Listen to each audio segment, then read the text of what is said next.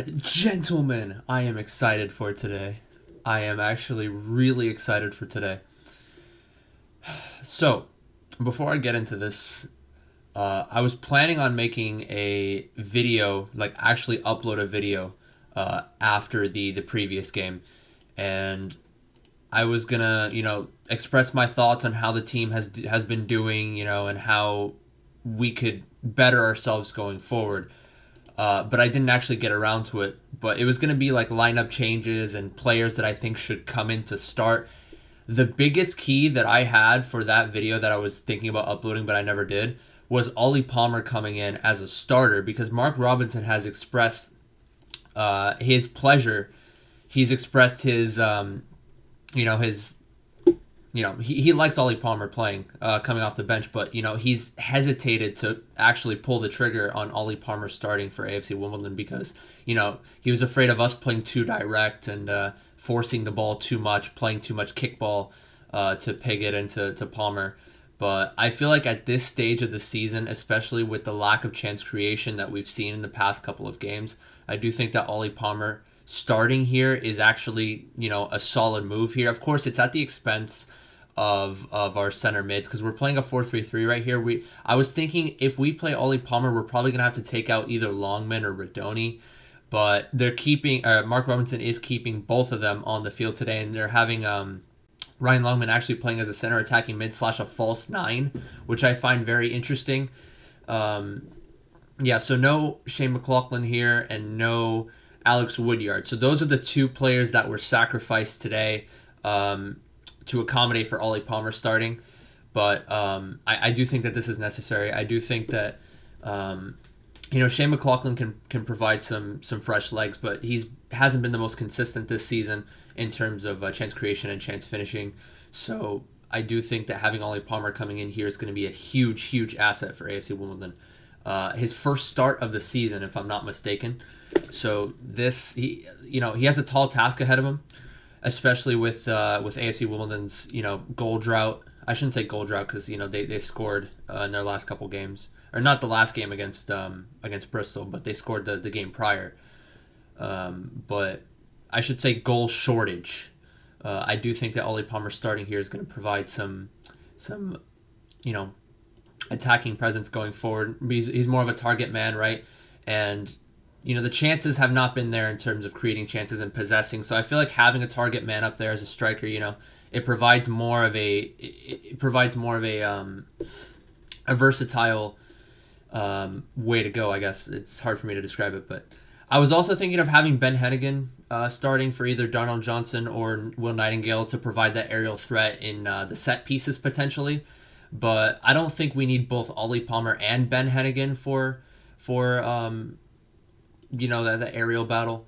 As long as we have Ollie Palmer in there, we should be okay with Johnson and Nightingale in the center backs, as they have been fairly consistent this season. Che Alexander and Nessa Guinness-Walker both starting out wide as per usual. George Dobson, center defensive mids, Callum Riley, Jack Radoni as the two center mids. I find it interesting that Radoni's playing as a center mid today rather than like an outside mid or an outside winger, but we'll see how he does today. That being said, let's get right into this juiciness. If we lose today, I'm going to support MK Dons. I don't know, man. I wouldn't go to the dark side. Even if they do have cookies, I still don't think it's worth it. I don't know about that, man. I don't know if Wigan's going to screw us today. They're in a bit of a pickle right now as well. I don't think AFC Wimbledon are... I mean, with this change with Ollie Palmer coming in, I do think they'll look dangerous. But if they don't score in the first, let's say, 60 minutes or so, then I think they'll be in trouble because they need to make a statement today. I think they need to come out right away, come out of the gates flying. And if they don't make a statement early, then they could be in trouble. But that being said, they're still warming up, actually, so I still got time to set this up. Yeah, so Wigan are playing a 5-4-1, so fairly defensive. In terms of goals for and goals against, let me see how they're looking. So they're okay. 37 goals for and 60 goals against.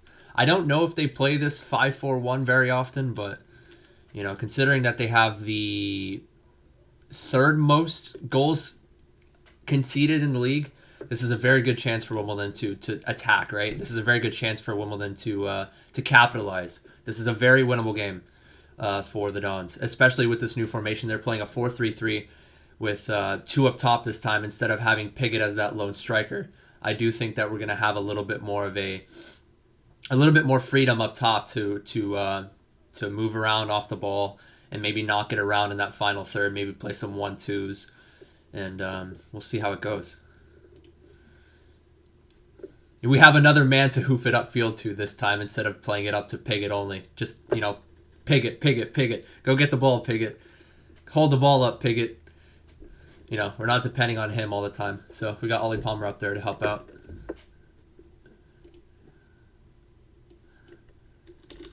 Okay, here we go.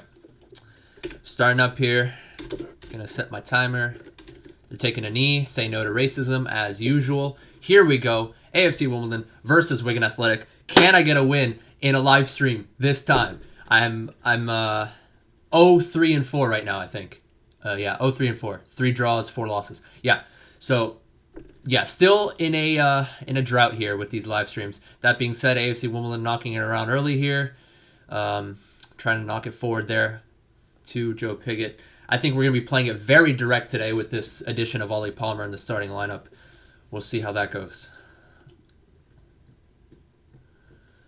No, it's not on TV. It's on iFollow. Unfortunately, you have to pay... Well, if you live in the U.S., you have the option of paying it for a season pass, which is $280. $280 per season. And then per month, it's like a little over $20. But if you live in the UK, you can only buy the monthly passes. You cannot get the season pass, for what I know. So, which is kind of unfortunate, honestly, because you'd think that if you live in the UK, you'd have more freedom to actually watch the games. But I guess it's to accommodate for international fans, right? They give international fans more freedom to support their club with a bit of a hefty price tag, I must say.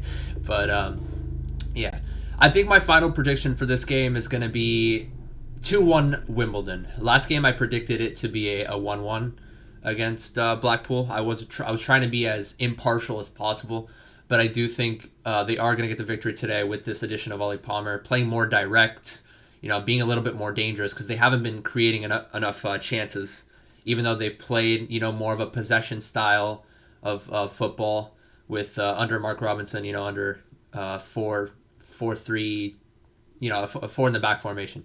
But I'm going to find this very interesting. Maybe take a little bit of pressure off Che Alexander, because I know Che Alexander has gotten the ball a lot on that right-hand side and try to pump balls into the box. Maybe Longman or Rodoni can pump more balls into the box. Maybe Longman can play a couple of short passes, playing that false 9. Anyway, ball on the right-hand side here to number 11. I need to pull up the lineup so I don't constantly say number 11, number 12, number 13. Okay, that's Massey for Wigan Athletic. He was trying to make a move there on Guinness Walker, but Guinness Walker blocking the cross. First corner kick of the game for Wigan.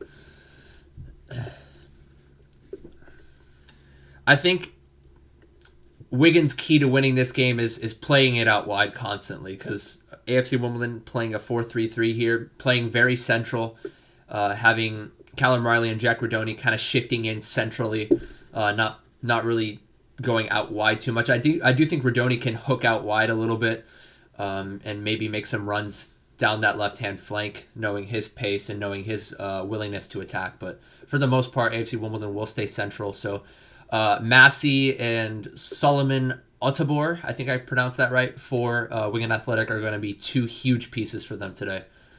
I'd say they're going to have to play well. They're going to have to be dangerous on those wide flanks if they want to succeed. If Wigan wants to succeed. So another corner kick for Wigan after a partial clearance. Won by Darnell Johnson, nicely done there. Now Jack Rodoni has the ball on the left, tries to play a long through ball there, but actually it was a bit of a clearance because nobody was there for Wimbledon. Solomon Uptor with the ball. Gets it over. Still on the left-hand side. I don't know his name. Sorry, guys. Yeah, back to Solomon Uptor trying to beat Darnell Johnson. Darnell Johnson gets the block this time. This time, actually, it's a goal kick. He does get the block, but it deflects back off of Solomon Uptor. Or Otabor, actually. My pronunciations are completely off today. But, yeah, so far, Wimbledon defending those wide flanks pretty well. Not allowing the crosses to come in. Hopefully that'll stay consistent throughout the game.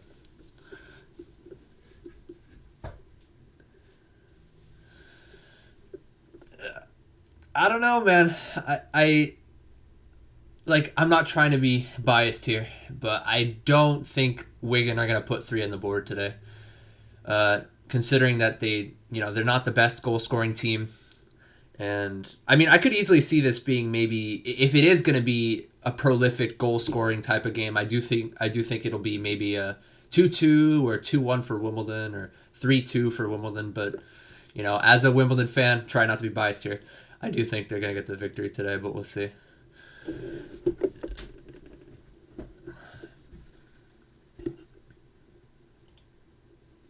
I'm kind of disappointed that there's no Premier League today, but yeah, it's March 19th, I think, is the next game. But for now, I'll just focus on this. Maybe look at the championship a little bit too. The championship is actually heating up. Usually every year, it's pretty tight. So yeah, I'll take a look at that too, just because. I've barely paid attention to the championship, actually. I've talked a lot about League One and like the standings and whatever, and every now and again I throw in some Premier League out there, but I've rarely talked about the championship in these live streams, so maybe I'll give that a little bit of love whenever there's some breaks in play. Yeah, Wigan just knocking around the back here, just playing it very patient, trying to find a space to attack, maybe try to. Yeah, they're playing it very central right now. Actually, I'm surprised they're not playing. Okay, now they played it out wide to their right back, playing it out wide, trying to play it out wide to their right mid. Massey. Yeah, so the championship right now. Just taking a quick look at it. Norwich in first with 79. They're already winning the league. We already know that. But the top 7 is looking kind of. I mean, the 7th through 5th is looking kind of close. Bournemouth 56 points in 7th. Cardiff 54. Middlesbrough 53. Reading 61. Brentford 66. So it's not as close as I thought, but yeah, there's only 40. Yeah, there's 46 games. Okay. Yeah, so it's not as close as I thought. Like 10 games ago, it was actually really tight among that top 7, but it looks to me like the likes of Brentford and Swansea are starting to pull away. But yeah, it is 3rd through 7th that you have to be in order to make the championship playoffs. Top 2 immediately get promoted, from what I know. Yeah, Watford 69, Swansea 69, Brentford 66. Yeah, Brentford and Swansea are pretty much within that realm of top 2. Yeah, I can't show you guys the match, but what I'll do actually is I had this idea last time after Shane McLaughlin did some sort of like really sick helicopter techers, but I'm gonna send some GIFs, Giazzo GIFs of anything that I see that's really worth noting. Unfortunately, I can't show the game because I follow copyright. If I show it, I may get in trouble or whatever. But yeah, have some really strict rules. I know I support AFC Wimbledon. I don't get that a lot because I don't have very many viewers, but it looks to me like I'm starting to get more viewers over time. But yeah, I support AFC Wimbledon. I've supported them I followed them since 2017 when I played as them in FIFA 16 career mode because they were the lowest ranked team in the game. So I'm like, all right, I'll just get them promoted all the way to like the Premier League. Anyway, Ryan Longman on the ball here. Joe Piggott in the center tries to find, Nesta Guinness-Walker coming up from the right back position, trying to make a run inside the box, but it was played down to the left-hand side. Yeah, given away. Massey with the interception there. But yeah, anyway, I played as them in FIFA 16 career mode. But then I became a full-fledged supporter ever since I found out about the story, the franchise buying them out. And, them starting from the 9th tier, going all the way up to League 2 in, 8 seasons, 9 seasons. Yeah. Yeah. Rest in peace, Birmingham. I noticed that they're like, wait, hold on. They are, okay, they're 21st. They're still in it, but anyway, a ball played into the box, knocked down by Joe Pigott. Rodoni tries to create some space for a shot, but it was poked away. And now, Solomon Altibore, nice interception there by Callum Riley. Actually gets stuck into tackle. Now plays it over to Joe Pigott on the left-hand side. Can he create a move to maybe beat his defender? Tries to beat 2 defenders, tries to cut inside of both of them, but it was beaten out for a corner. Tries to knock it through at the top of the 18 in between those 2 defenders. Good attempt there by Joe Pigott. I think he tried to nutmeg one of them. Yeah, if you give Joe Pigott an inch, he will take a mile.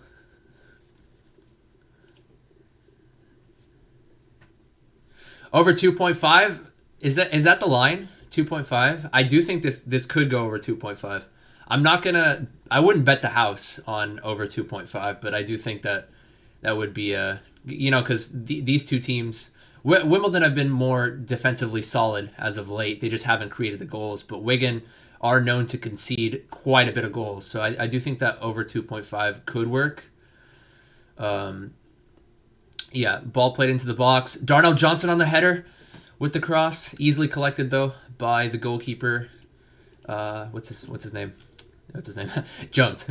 Sorry, I'm pulling up the team sheet here because I don't know that much about Wigan. I do feel for Wigan fans out there because obviously last season they had a bit of a controversy with their owner buying the club. Anyway, as I speak here, Che Alexander with a nice tackle onto Solomon Altibore, who tried to get a heavy touch around him. But Che Alexander was there to track it.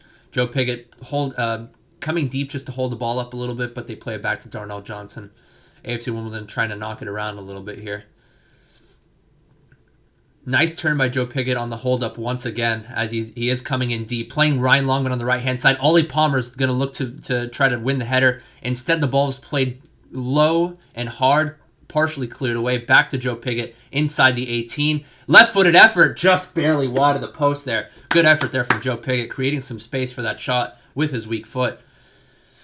Yeah, the header was not cleared away enough there. The clearance, sorry. The initial clearance from Ryan Longman's ground cross wasn't the best. Found its way back over to Joe Pigott, who tried to create some space for the shot there. Decent effort. Yeah, Ollie Palmer is going to be dangerous. Even if he doesn't get too many touches on the ball, he is always going to be an aerial threat. And when he does go on the ball, when he does receive the ball, usually he does play a hold-up play. Like Joe Pigott, I think we're going to see Joe Pigott and Ollie Palmer kind of alternating that role. Maybe if Ollie Palmer goes deep to find that pass and try to hold it up for Longman, then Pigott will make a run on the other side. Maybe he can find Pigott instead of Longman.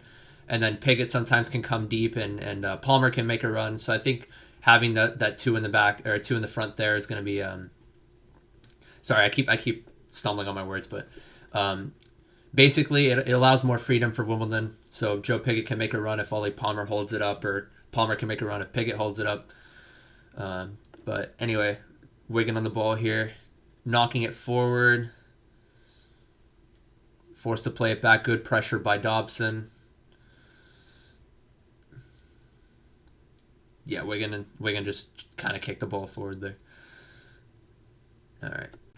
Yeah, I'm really looking forward to Zanev playing more games in the season too, because he had a very, very good game last time out against Bristol Rovers.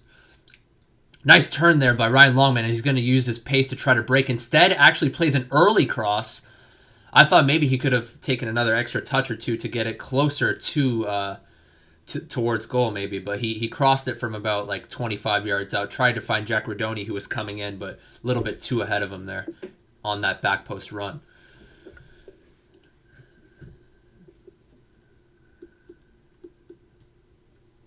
I like what Wimbledon are doing so far. I like their attacking mindset at the moment. They're pressing Wigan right now, putting Wigan on the back foot. Ryan Longman here at the top of the box. George Dobson couldn't find anybody, so was forced to play to Che Alexander. Che Alexander plays a left-footed cross into the box. Chest touch by Rodoni. Maybe could find Guinness Walker on the support. Yep, finds Guinness Walker.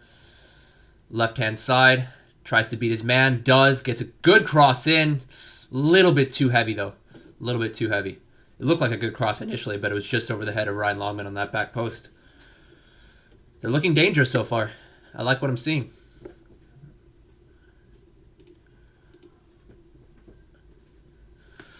Whew, gotta drink some water.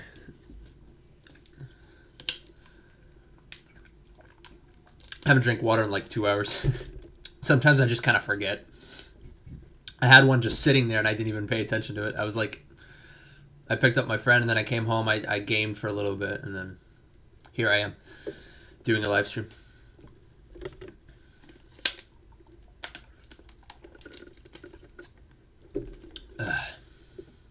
Darnell Johnson with a nice header one there off the clearance by the goalkeeper. Joe Pigott tries to play a little chip pass over to Ollie Palmer. A little bit too high there for Palmer.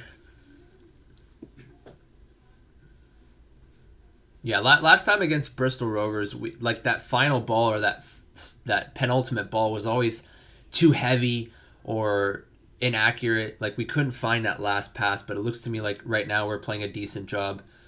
We're doing a decent job of playing that final pass, just slightly over the head every time, but it's a lot better than last time. Anyway, shot coming in from Wigan, long shot attempt. It kind of bounced off both Johnson and Nightingale there, but it found the feet of Nightingale luckily. And now on the break here, Joe Pigott holding the ball up a little bit, trying to find somebody. Finds Guinness Walker. Reset the play here. Sorry, my play-by-play commentary is not the best, but I certainly try. I'm more of an esports kind of guy. I'm a little bit better with esports, Mario Kart or maybe Smash, but Smash is pretty action-packed too. So whenever I commentate something that's a little bit action-packed, I tend to struggle. But yeah. Final prediction here for the Wigan fan coming in. I know a lot of people have been commenting so far. Final prediction 2-1 AFC Wimbledon, as trying to be as impartial as possible, but I do think that Wigan does tend to concede a lot, and the way AFC Wimbledon are playing right now in these first 15 minutes, I do think that they'll score in the first half, somewhere along the line, first half. If not though, then I think maybe it could be like a 1-1, but I think in order for my 2-1 prediction to stand, I do think they have to score in the first half, AFC Wimbledon.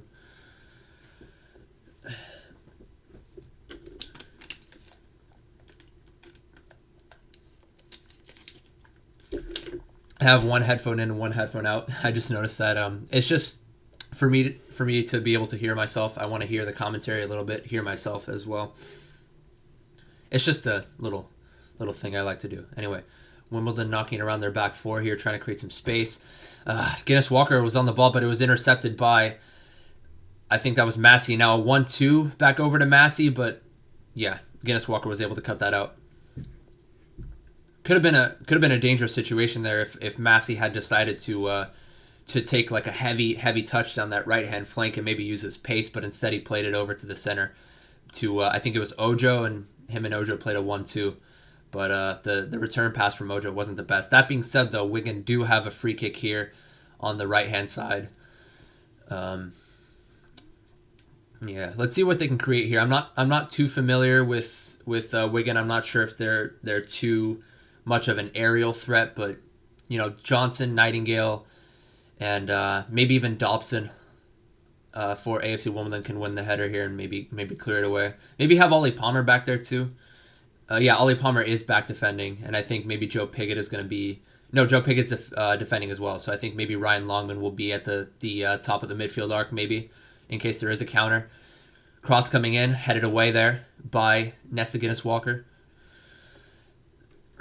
Yeah, nobody was there to contest the free kick there for Wigan. It was a free header clear there by Nesta Guinness Walker. Got a lot of Wigan fans today. And I did express my sorrows for you guys in regards to the owner buying out the club, I think, and then like betting against them to get relegated or something. I mentioned that briefly like 10 minutes ago in this stream, but then I didn't finish my thought because I was too focused on the game. But yeah, Wigan's owner last season apparently had bought out the club and bet against them to be relegated, and they ended up getting relegated in the end. So it was just a big mess, big controversy. So I hope you guys eventually get promoted back up to the championship where you guys truly belong. That being said, though, I mean, first things first, you guys got to beat the Dons.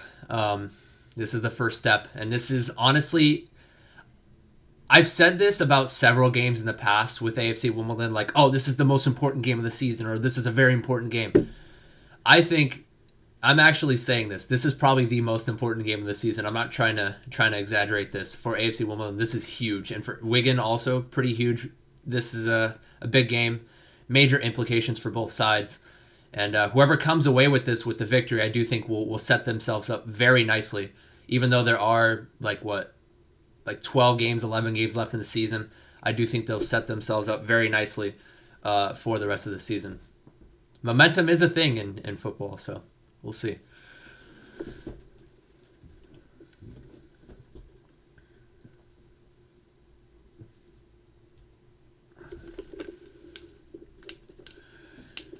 Yo hablo un poquito español. Sí, yo estoy, is that valiendo la pena? Or a pena? Something like that. I think vale a pena means, like, feel sorry for, if I'm not mistaken.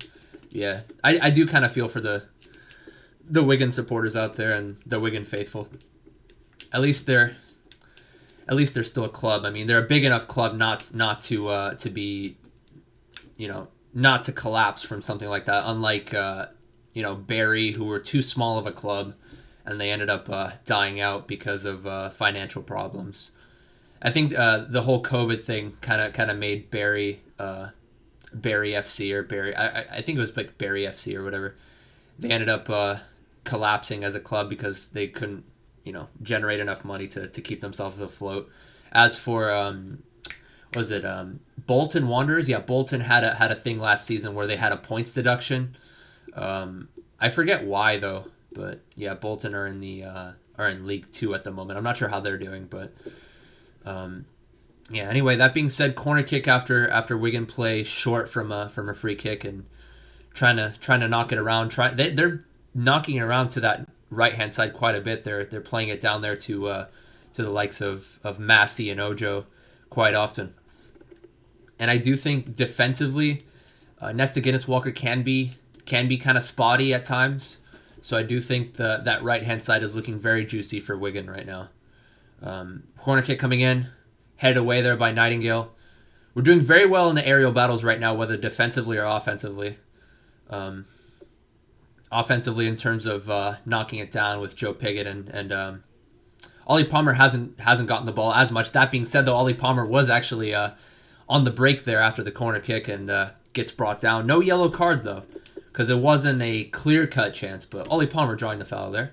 As I just mentioned that he hasn't seen the ball too much so far. So commentator's curse there. Callum Riley tries to find a long ball over to Guinness-Walker, but it was too forced.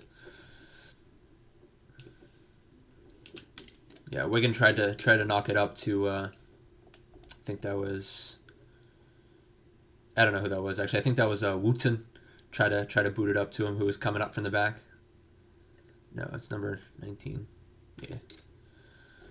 Yeah, they have a little bit more freedom, Wigan, to bring some numbers up because they're playing a 5 in the back. They can have one of their outside backs go up, and then maybe one of their center backs join the attack as well.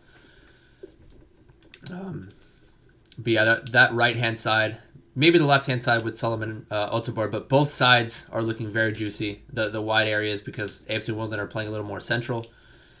Anyway, Ryan Longman here on the hold-up. Plays it to Palmer. Palmer forced to play it back over to Dobson after he couldn't find anybody. Dobson playing it back to Darnell. Dobson tries to play it ahead to Ollie Palmer. Can he get to the ball? Yes, he can. And yeah, forces a corner. Nice work there from Ollie Palmer, even though he's not the most pacey individual. Made a run off the ball there and forced a corner.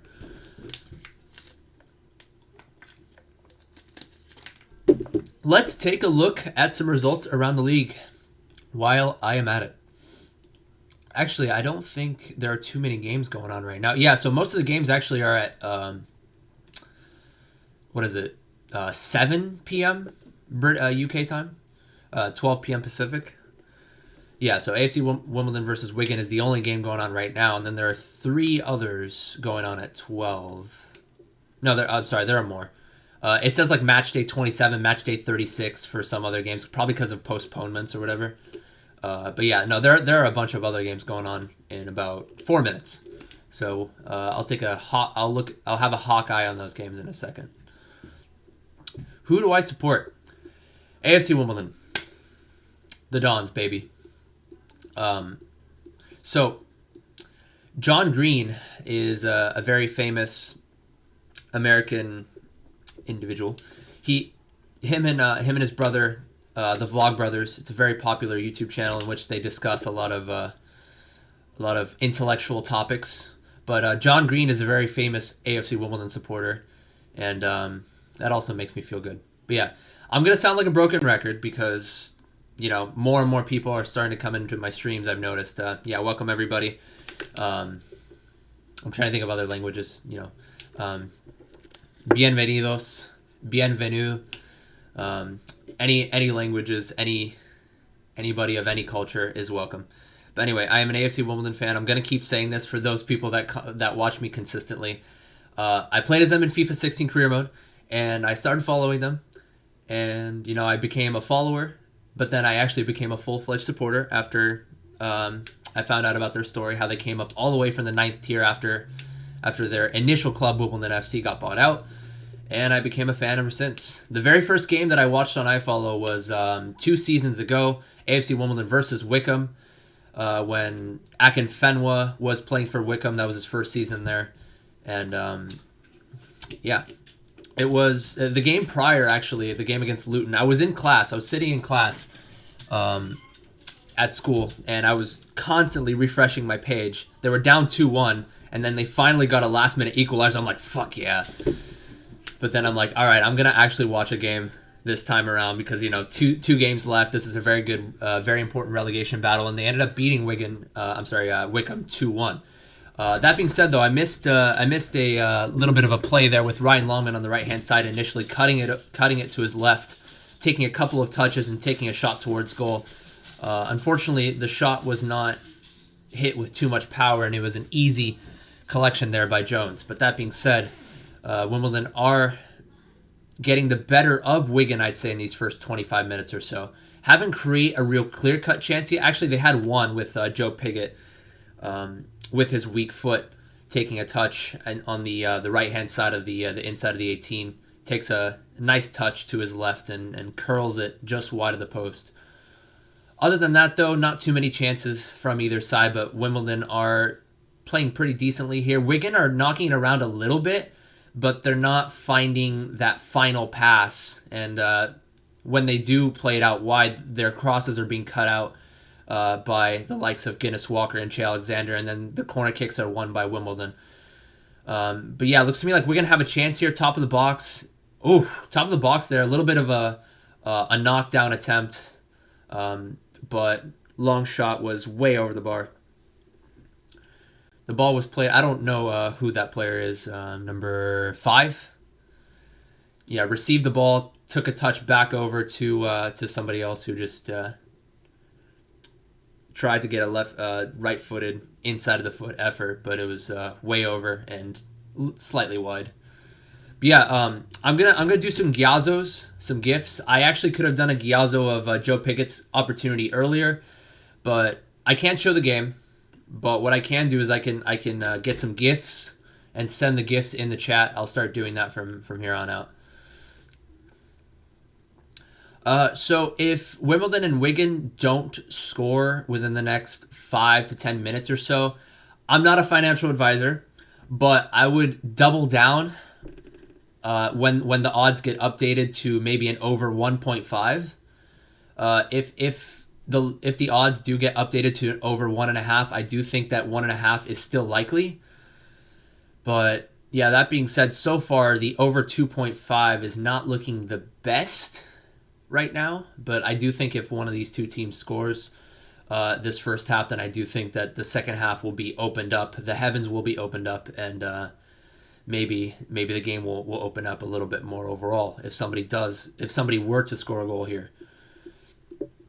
I do think if Wigan scores first, then Wimbledon will constantly just pile on the pressure, maybe pepper the goal. It's not too often that Wimbledon create like a lot of chances and pepper the other team's goal, but they did that against Blackpool a few games ago, but couldn't get a goal against them. And they did that against Shrewsbury a few times.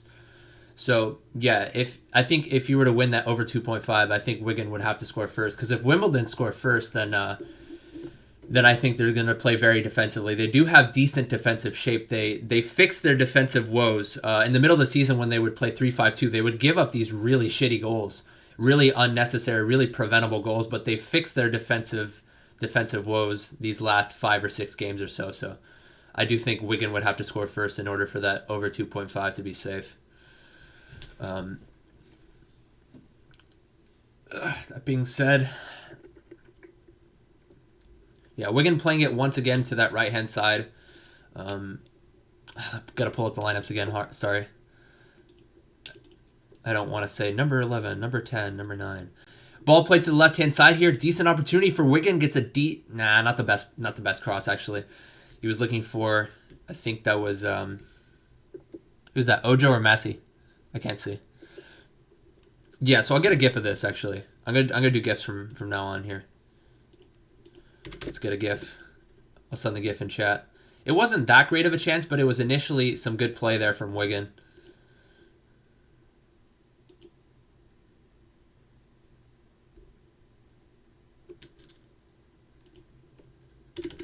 Yeah, so I'm just getting the GIF here.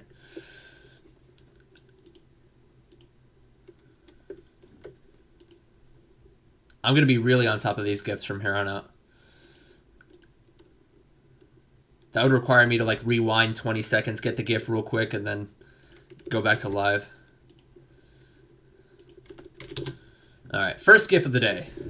It was like a half chance for Wigan because the cross wasn't the best, but yeah, in terms of the game overall, I think AFC Wimbledon are controlling the game for the most part. In terms of shots, though, it doesn't look like it at first because AFC Wimbledon only have 2 shots, 1 on target, and then Wigan have 2 shots and 0 on target. But, yeah, the ball, okay, so the possession is a little bit, possession can be a little deceiving because Wigan have a little bit more possession right now, but a lot of their play has been within the back 4 and within the, the defensive mids. They haven't seen the ball too much in AFC Wimbledon's final third, aside from a couple of opportunities in like the first 5 minutes, a couple of crosses that were blocked on the left and right-hand sides respectively. Interception here by Jack Redoni. Now Ryan Longman on the right-hand side. Maybe he can try to beat his defender on that right if he uses his pace. Instead, there's an overlapping run from Che Alexander, but he doesn't find him. Instead, he gets it over to Callum Riley. Ball with Dobson back over to Alexander. Maybe can create some space for a cross. Yeah, a little 1-2 there between him and who is that? Dobson? No, it was Longman. Sorry. But yeah, back over to Longman. Actually, they can't find the space to get the cross in, so they force to reset it once again. Longman on the ball here plays a little bit of a low cross, a little too low though. It was easily cut out by Wigan. Tried to find Ollie Palmer in the back post, but probably could have played that in the air. There's a nice 1-2 between Longman and Che Alexander, but Alexander couldn't get the cross. And that being said, an interception again, this time by George Dobson. And now Piggott on that right-hand side tries to play a ball in. Cross was deflected, but Wimbledon are looking okay here. Not every time, but every now and again when they do receive possession, they're knocking it around pretty well. A lot better than earlier in the season when they were just kind of hoof the ball upfield to Piggott and trying to put too much pressure on Piggott. All right, I'm gonna get a Giazzo of this upcoming attempt, and if nothing happens, I'll just erase it. Here we go, corner kick for Wimbledon. Every set piece, I'll have a Giazzo set up so that I'll send it right away if something happens. Nah, header clear pretty easily.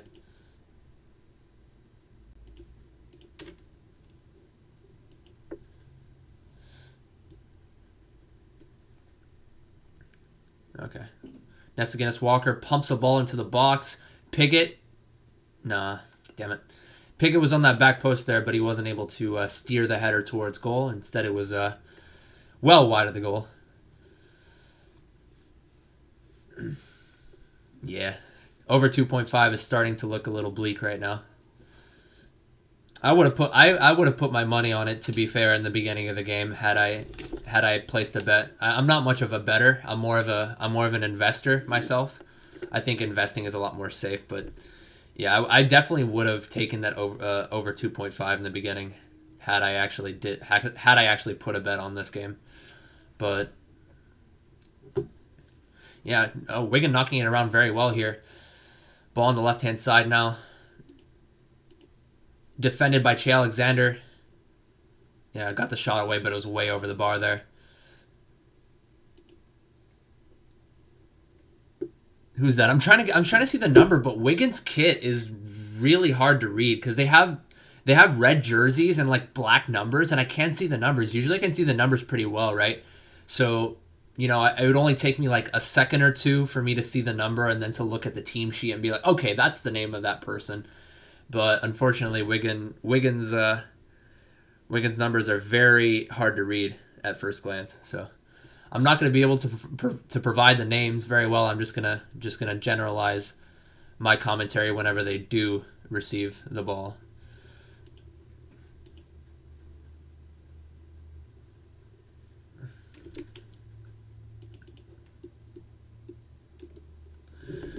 All right.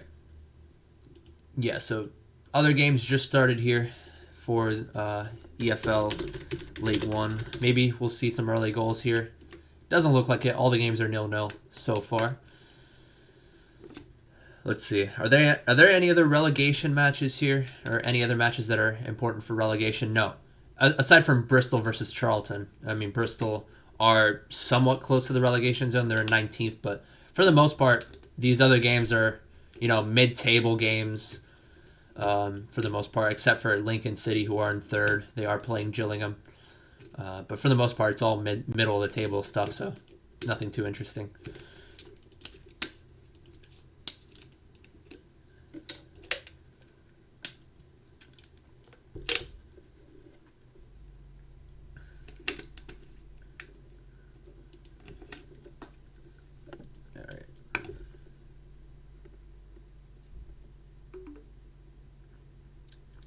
I don't know if you guys are into investing, but like I am super, super deep right now into AMC. I know GameStop is also a pretty popular stock, but that's kind of fizzling out. The volume is really decreasing on that particular stock, and I think AMC is overall the safer play, just in case the short squeeze or the gamma squeeze doesn't happen. You know, it's a lot better of a recovery play than GameStop. GameStop is way overvalued. Yeah, that's just stock market mumbo jumbo. I don't know if any of you guys do the stock market, but AMC right now is like the most popular stock in the market right now. You know, I have other stocks that I'm investing in, mainly tech, to kind of balance out my portfolio a little bit, but AMC is like my biggest position. That being said, I was just going on a tangent there. Nothing too much to comment on right now. Both teams just kind of playing it around the back here, trying to force a couple of long balls, giving it away. Neither team creating a real good chance in these last 10 minutes of the game. Nesta Guinness Walker cutting out a pass attempt to the right-hand side there.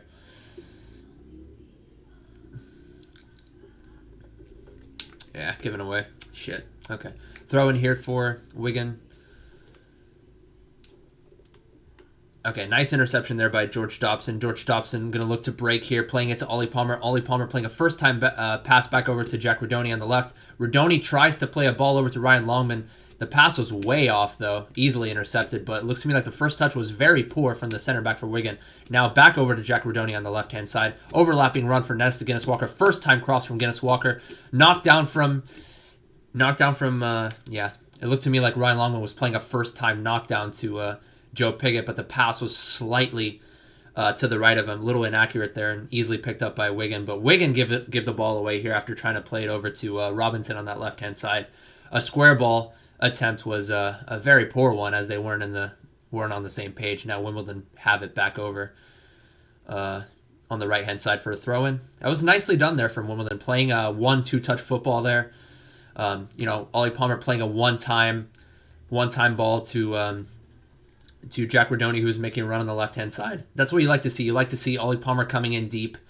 It doesn't always have to be Joe Piggott coming in deep. Whenever we did play a 4-5-1 or a one up top, we would always play it to Piggott. We would put too much pressure on him. But now we have Ollie Palmer to kind of take the load off him.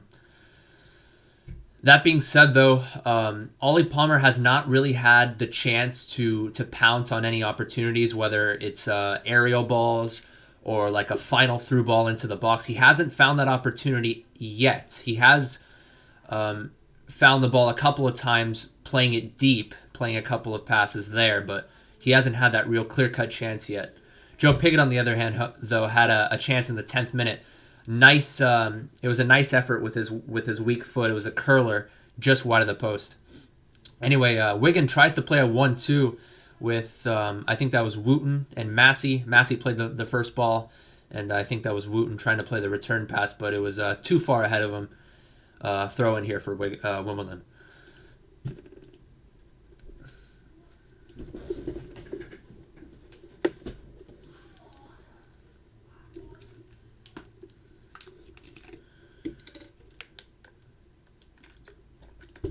A little bit of an injury here for Wigan, so I'll actually pull up the play there from Wimbledon that happened like 2 minutes ago, 2 to 3 minutes ago. It was a nice little knocking of play there.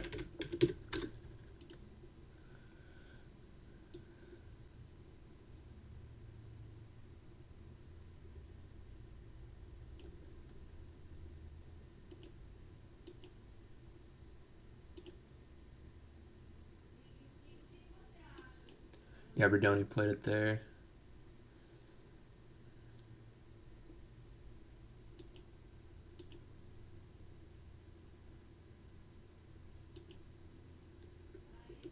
Yeah, I couldn't get the full GIF. It was only like 6 seconds, and the whole play lasted like 30 seconds. So I tried to like pause, stop. Yeah, both teams are kind of just chilling right now. They're getting their water. Yeah, so nothing to comment on too much here. I'm trying to get the GIF. I'm trying to like cut it down in like 2-second increments, showing you guys which is the best play, which is not.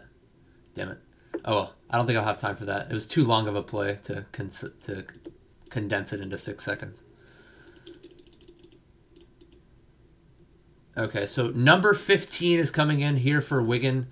Massey coming off, as he did receive a little bit of a knock there. I'm not entirely sure what happened to him, whether it was like his thigh or his shin or his calf or what happened. But number 15, Dan Gardner, coming in. If you guys can provide a little bit more insight as to what his play style is and how this potential substitution could shake things up, do tell me, as I know there are a couple of Wigan fans in the chat here. I don't know too much about Wigan or other League One sides. I only follow Wimbledon, really, and maybe I know a little bit about like Sunderland or Portsmouth. But yeah, so that's going to be the substitution. Massey was, he had the ball a couple of times on that right side, and he was dangerous every now and again. So I do think that may not be the best not the best substitution, but like the best situation for Massey to get injured like that. Yeah, not the best situation there for Wigan. I don't know that much about Dan Gardner, though. So if you guys can catch me up to speed on that one, that'd be lovely. George Dobson tried to play it over to Che Alexander on the right-hand side, but the ref got in the way. So new rules that were set in place, I think, sometime last year. If the ball hits the ref, immediately it's going to be a free kick for the team that was in possession of it. And, yeah. So now Dobson's going to play it over to Ryan Longman on the restart. Ryan Longman maybe could beat his man. Nice touch around the defender, but the defender actually defended that pretty nicely. Say that 10 times fast. The defender defended it pretty nicely. I don't know. That was... I can't see his number because the freaking... Yeah, I think that was Robinson, yeah. Ryan Longman tried to... he touched it to the right of Robinson and tried to cut to his left side. They call that the AYSO move here in the U.S., where you touch it around the defender but then go the other way. So you kind of like you make him hesitate. You're like, where is he actually going? But it was nicely defended there by Robinson. Corner kick here for the Dons. Getting my Ghiazza ready here just in case something happens.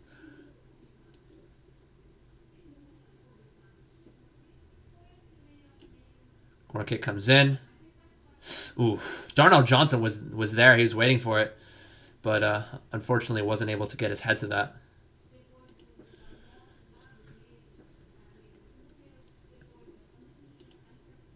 That was a nice ball. It was like it was like at the top of the 6, and Darnell Johnson was just waiting to pounce on that header.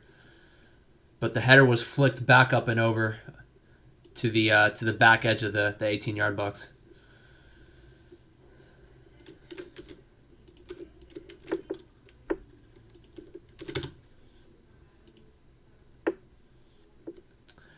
Now Wigan are going to look to break here. Will Nightingale with a nice tactical foul, as who was that? Yeah, as I think that was Evans looking to spin and maybe go on the counter, maybe a 3v3 opportunity there for Wigan off of the corner, but it was a tactical foul coming in there from Will Nightingale, coming up from the back and defending nicely. defending nicely. Initially he was up there for the corner, but then he tracked back pretty nicely and stopped the play.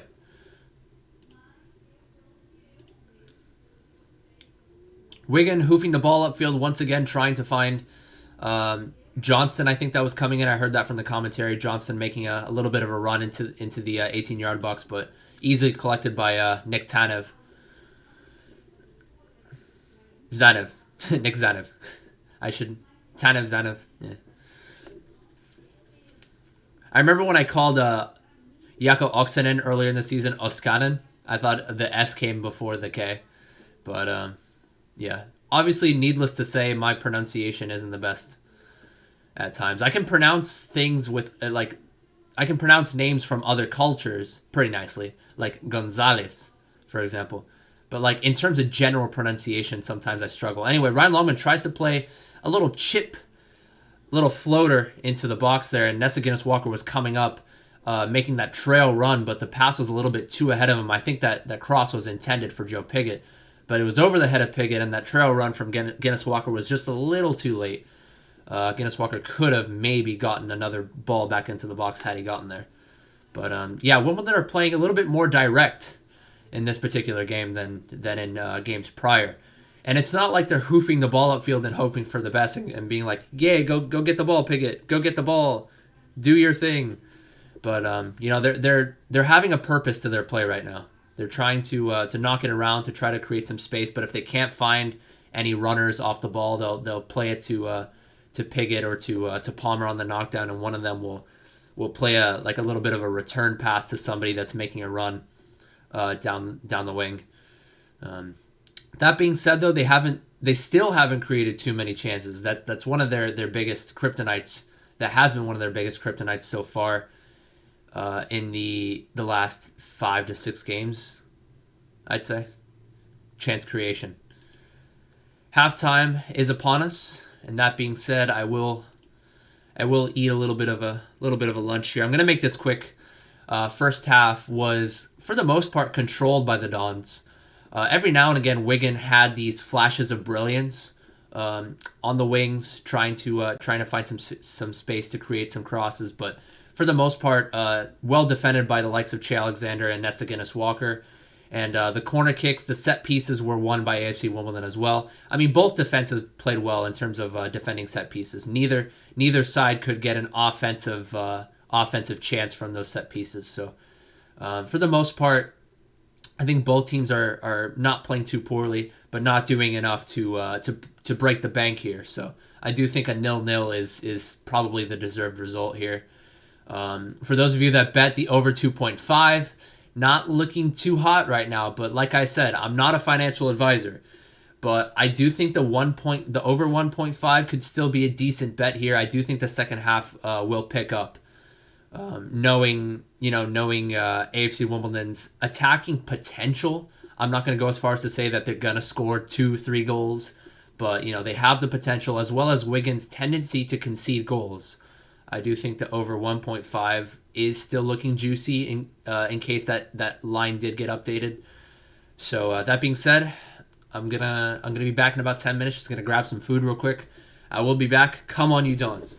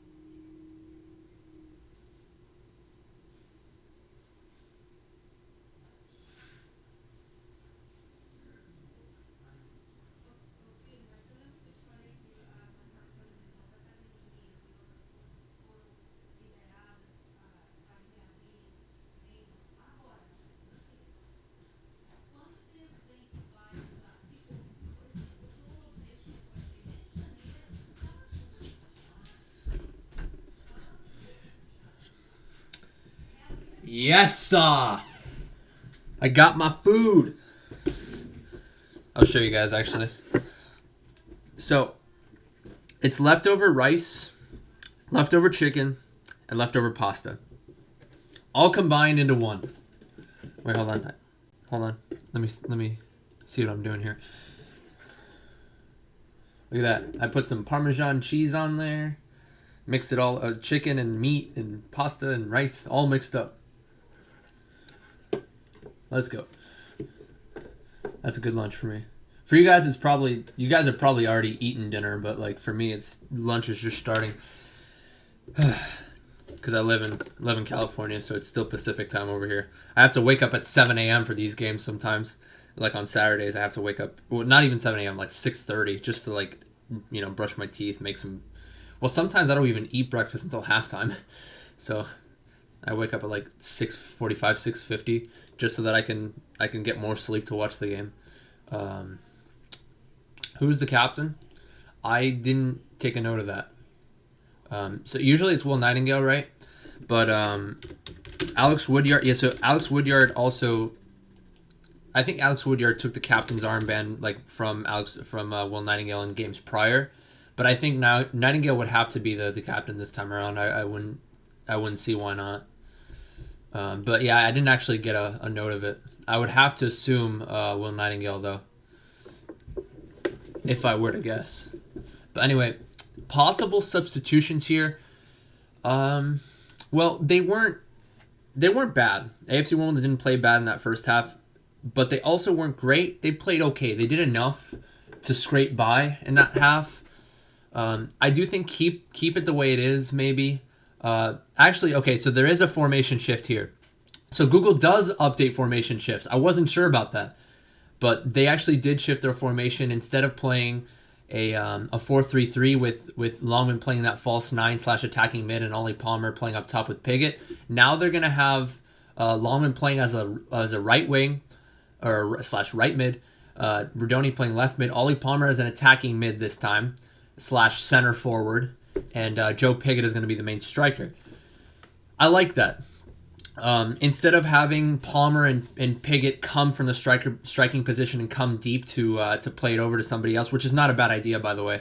Instead, they're going to opt to have Ollie Palmer as the hold-up player constantly having him being that hold-up player to play it over to Longman or Rodoni making the runs outside of him.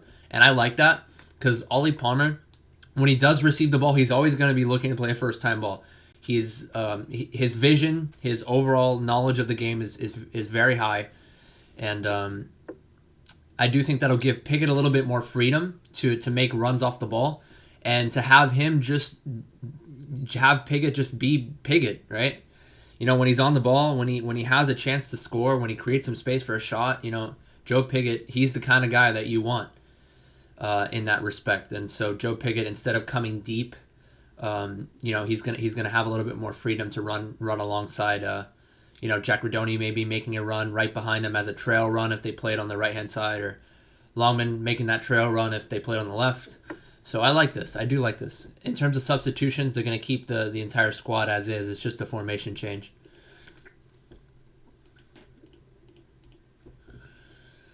That being said, I'm just gonna eat my food right now.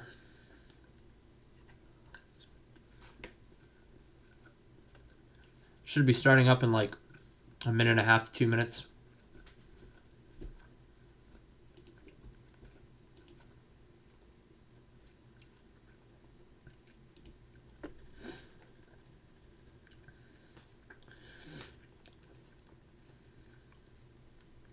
So I guess I don't have to make that video after all. I did say earlier in the stream that I was planning on uploading like a short video talking about what AFC Wimbledon can do going forward in terms of formation changes, in terms of who can come in and be influential to the side. People that haven't been starting, like Ollie Palmer, maybe Ayub Assal potentially. And I think Assal should come off the bench nonetheless. But it's stuff like that. Brainstorming possible ideas to get out of this goal scoring rut. They haven't scored too many goals in the last few games. Not to say they're in a drought, because they did score against Shrewsbury a couple games ago. That being said, the second half has started. I do have to reset my timer, guys. I'll do that right now.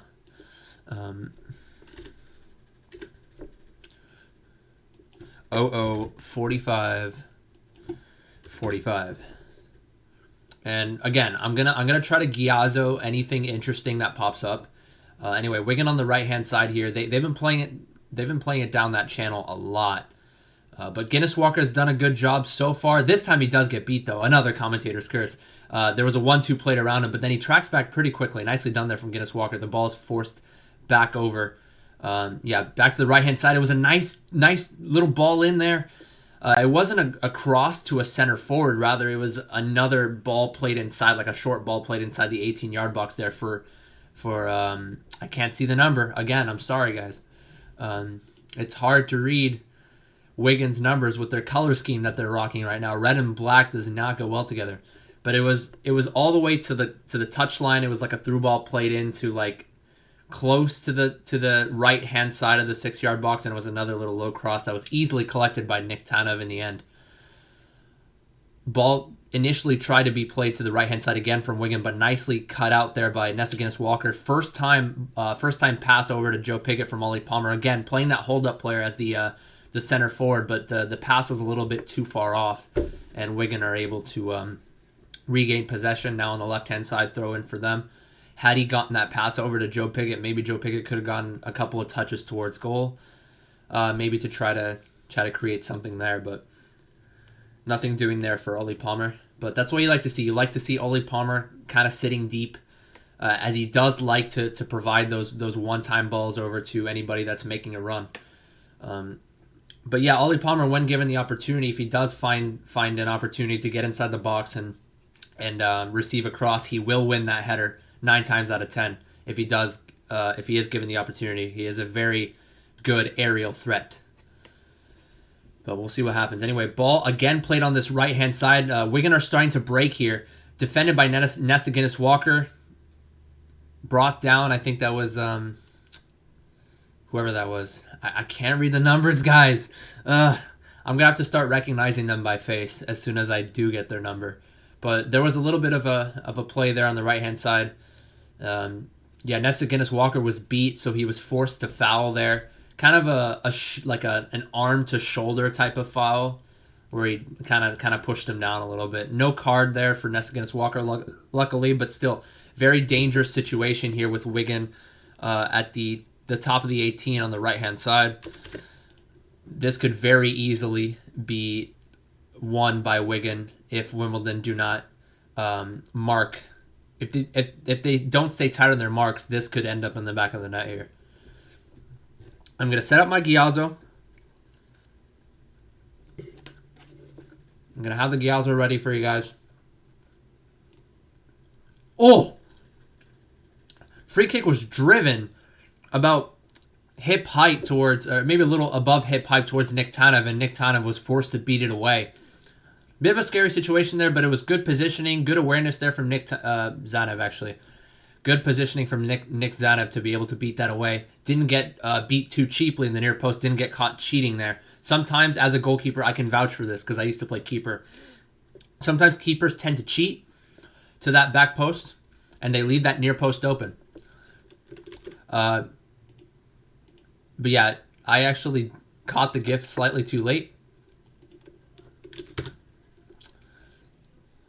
So I guess when I do these gifts, sometimes like it starts, even if I start, because I started as soon as he was like about to take the free kick, but I guess it lagged by like a second. But yeah, so Nick Zanev was forced to beat it away there. Decent stop. But yeah, Bristol Rovers, I had to check it. As soon as you said don't check it, I'm like, I got to check it. 2-1, Bristol Rovers over Charlton right now. And not good, obviously. Needless to say, not good at all. But that only makes this game even more important, right? Because Wigan are now in 20th. And if Wimbledon don't get the victory today, then they're still going to be stuck in that relegation zone. They only have one game less played than some of their rivals, Northampton, Rochdale, Swindon, Bristol, and Wigan. So it's not too bad if they get a draw here, but they're going to have to start getting the 3 points because they have not gotten very many wins. They only won one out of their last, like, what, 12, and that was against Gillingham. That 1-0 victory with the last minute winner. Again, Wigan playing it down that right hand channel, played back to the top of the box, looking to create some space for a shot. Zanev easily collecting there on the far post effort. It was kind of a low shot there, not too much power. Easily collected by Zanev.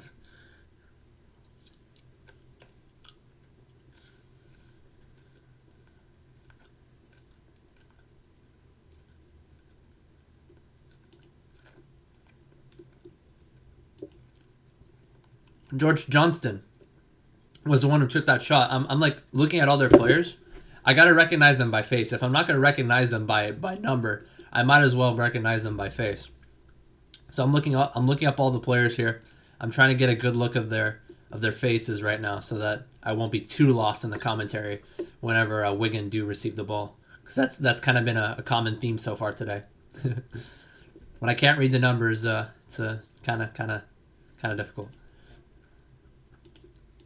I'll at least Gialzo that part, because it looks to me like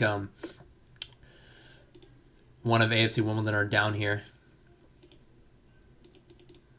Trying to get a read of who that is, because the physio's in the way. I can't get a clear shot of his face. But right now I'm going to get the Gialzo.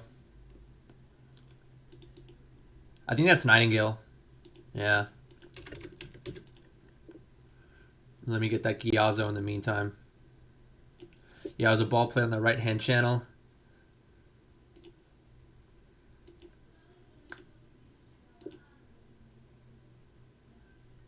Easily collected. Okay.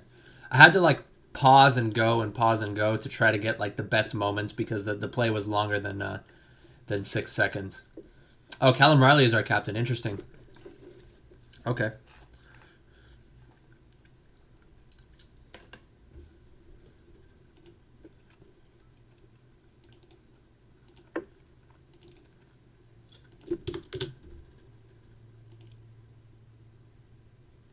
Okay, so Jaakko Oksanen is coming in now for... Who is it? I didn't catch who he came in for, because I went back live a little bit too late. Callum Riley. Okay, Callum Riley's coming off, as he did get a little bit of a knock there. It was actually Riley that went down, not Nightingale. I confuse those two sometimes. Anyway, Che Alexander on the right-hand side. Ryan Longman on the overlap. Longman tried to play a left-footed ball into the box, but it was easily deflected by the defender there. I can't read the number. If only they had the number on their shorts, potentially, but even then it'd be hard to read. Anyway, Ryan Longman on that right side, cutting it to his left, trying to create some space. Instead, plays it back over to Jaakko Oksanen. Oksanen got fouled.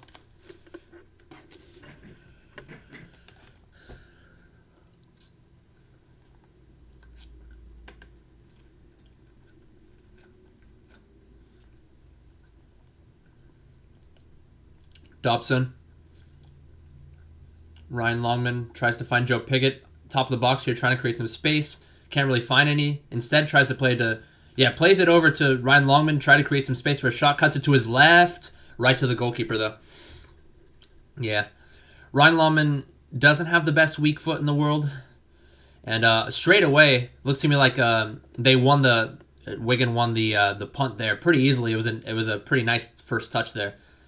But Nessa Guinness-Walker was fouled as he was trying to track back defensively. And he got his body in the way and drew the foul.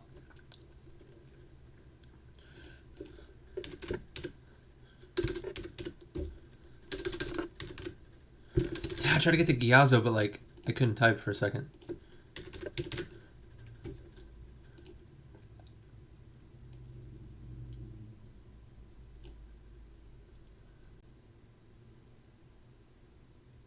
No.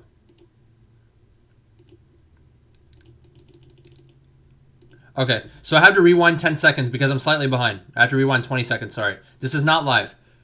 Something happened, I didn't quite see it yet, but I rewinded right away. So, a goal kick coming in from Nick Zanev. Header won there by Ollie Palmer, and Joe Pigott finds Jack Rodoni at the top of the box. Jack Rodoni tries to create some space, doesn't find the shot. Longman with his left foot, though, just wide of the post. Yeah, I'm a little bit behind there because I tried to get the Gialzo from the previous play, but it all happened so fast, right? The goal kick from Nick Zanev, header won there by Ollie Palmer. And Joe Pigott found Jack Radoni. And Longman, yeah. So here's the Ghiazzo. It's coming up, guys. I'm gonna be live once again. I am live now. Wimbledon are starting to break here. They're starting to create some space, starting to create some chances. First, it was with Ryan Longman, who tried to create some space with his weak foot in the chance that happened 3 minutes ago, but couldn't generate enough power. But now this time it was an even more clear-cut chance being created. It was a nice header there, won by Ollie Palmer. That's what you like to see. You like to have more of an aerial threat, right? Because Joe Pigott could only do so much. And aside from Joe Pigott, we would have, what, Darnell Johnson and Will Nightingale as center backs? Other than that, we don't really have somebody that can win headers. So Ollie Palmer coming in will provide more of a versatile aerial threat there. But yeah, good news there. Very good news. Charlton have equalized. Very good news. Thank you for keeping me updated on that one.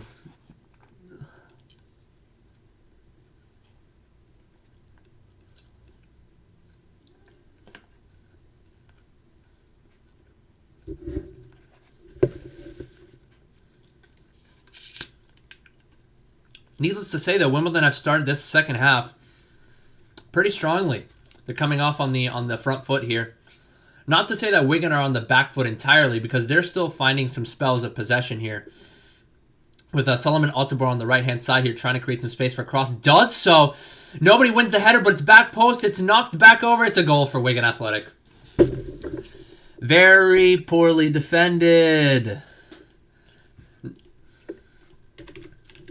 Oh my goodness. So yeah. So I'll try to gift this as best as I can. There's a cross played in. Nobody won the initial header. Yeah. So nobody won the initial header. Che Alexander was a little bit too central there as the outside mid. Nobody won the header. It was just a soft touch from somebody. First touch just brought it down, played it to somebody at the top of the six. Very easy finish there for Wigan Athletic.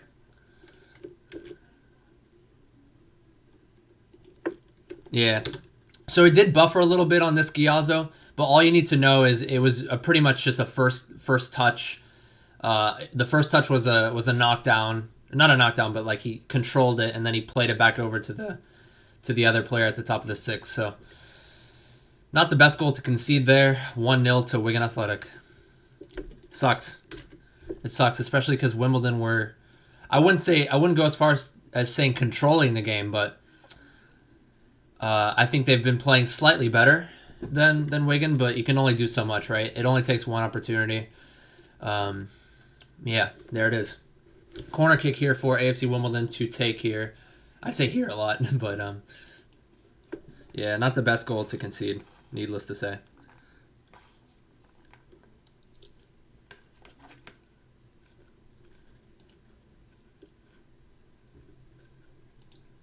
The goal was scored by Jamie Proctor.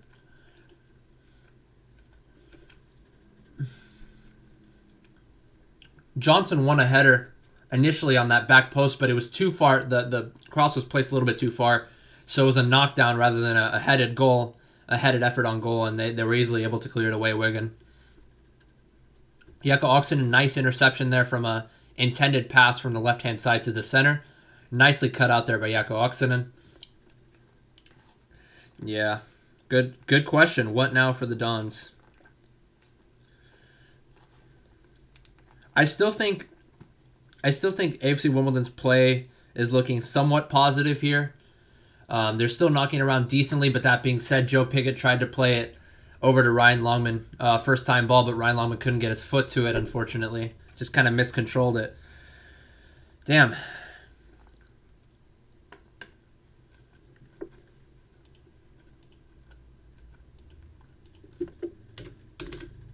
I think at this stage of the game, an equalizer wouldn't be too bad. Or, not an equalizer, but a draw wouldn't be too bad. Assuming that Charlton beats Bristol Rovers in the end. assuming that they end up winning. Right now it's 2-2 at half, and if Bristol Rovers can lose, then at the very least, AFC Wimbledon can get a point over Bristol Rovers, and they still have a game in hand. They still have a game in hand compared to Northampton, Rochdale, and Swindon, not all of which actually. Rochdale, Swindon, and AFC Wimbledon have 31. Northampton have 33. And assuming that Bristol Rovers lose, they'll have 34. So AFC Wimbledon will still have a game in hand. They still have one extra game to catch up. But the first step is to get the equalizer, of course. And this is initially was a very winnable game. So to come away not even with a single point is going to be very, very disappointing. Especially considering Wigan's standing in the league currently, as they are sitting in 19th in the live results.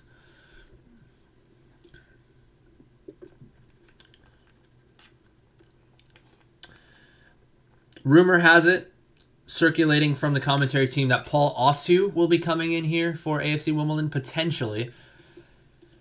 Yeah, so kind of like an attacking outside back, sort of. We haven't seen Paul Osu too often this season, but I think he could potentially come in for maybe Nessa Guinness-Walker. Anyway, free kick coming in. Jack Rodoni floats it. Joe Pigott tries to put it back into the box, but it was deflected out for a corner. This is some positive play.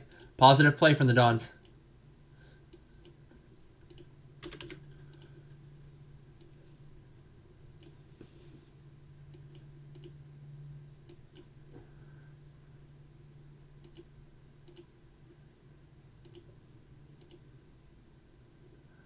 Okay, so I'm 10 seconds behind right now.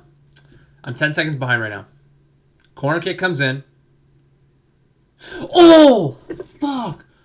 Joe Pigott was waiting for that. He got the near post header. It was head height. Joe Pigott just couldn't extend his neck far enough to get it into the frame. I'm going to send 2 gifts right now.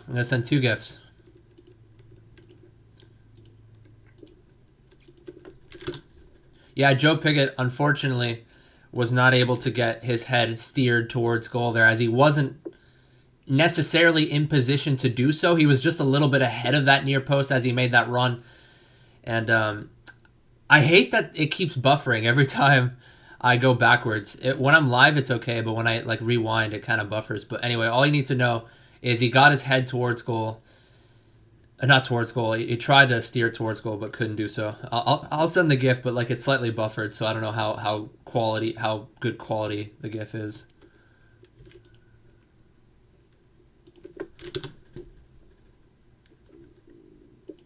Yeah, kind of unfortunate. Yeah, you can see it buffered for a split second, so you get a little bit of a freeze frame. You could see how close that was to ending up in the back of the net. Oof. All right, here we go. I do think they're going to equalize 100%. And if you bet on that 1.5, I didn't say for sure to bet on it because I'm not a financial advisor, like I said. But if anybody placed their bet on that 1.5, I think that 1.5 is looking very strong right now. Or that over 1.5. Respect from Serbia. Respect from the U.S. Thank you, my friend.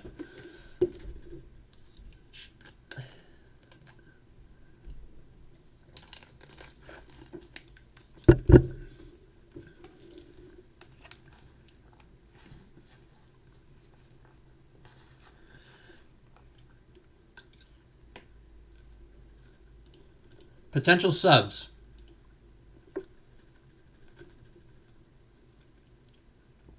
Wigan playing it around the back. They place it inside the box. Back post again. Over the head of Che Alexander. Ball is going to be played back into the box. Far post. Ooh. Nessa Guinness-Walker was there to challenge it. Nicely done from Guinness-Walker. And it will be a goal kick for Wimbledon. He was there to challenge it. So nicely done. But once again, Che Alexander, I'm not sure if he's getting caught ball watching or maybe he's too central.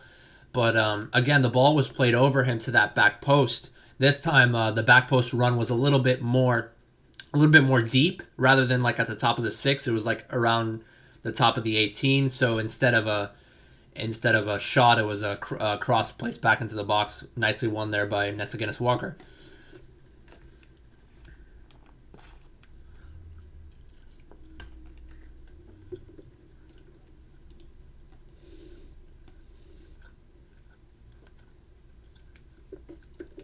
Too bad I can't get a Giazzo of that one because there's still a little bit of... There's no stoppage right now. It's open play right now. Well, the goalkeeper for Wigan has it, but he's going to be looking to punt this long. It's still open play, so I can't get the GIF.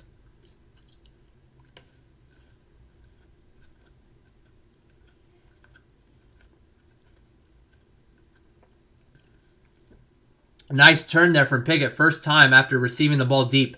Plays it over to Ryan Longman. Overlapping run from Che Alexander, but it looks to me like Longman will take it himself. He gets brought down, but it was a clean tackle. Yeah, no complaints from Ryan Longman. It was a clean tackle, shoulder to shoulder. But, yeah, that looked like a dangerous situation. It was a really nice first touch from Joe Piggott.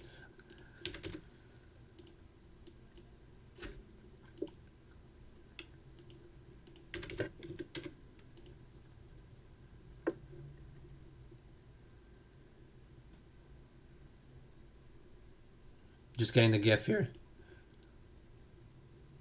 Yeah, he touched that with, like, he did a Ronaldo chop, quite literally. Played it over to Ryan Longman. Gets brought down, but it was a clean tackle. Okay, I got the GIF in time. Usually when I get the GIFs, I'm blind for about 15 to 20 seconds. When I say I'm blind, I mean like I'm not watching the play actively for like 15 to 20 seconds. But anyway, ball on the left-hand side here for Nessiganis Walker. Tries to beat his defender, but he wasn't able to get around him. And now Wigan have possession once again.